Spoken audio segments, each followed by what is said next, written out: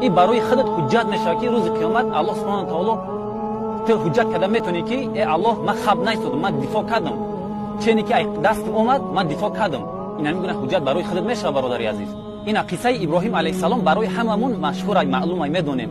وقتی ابراهیم علیه السلام در آتش میپرتوید مورچه به دهنش او میکشه. وقتی مردم میپرسن میگه اوی دهن تو کجوره، میگه آتش این قلنگای، مورچه میگه توغریه، میگه اوی دهن من یگون جوره نمیگیره.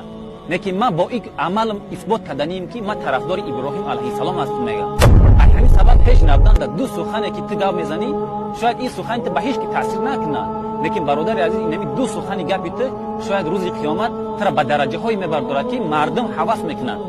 شاید الله سبحانه و تعالی تر به درجه میبرداره که برای این سبب دو سخن تو گپ زدگی در بین اوق خلایق تر الله سبحانه و تعالی تعریف میکنه. این حجت برای تو میشه. برای همین برادران خیلی خوب نیست پیامبرتون حقارت کردید.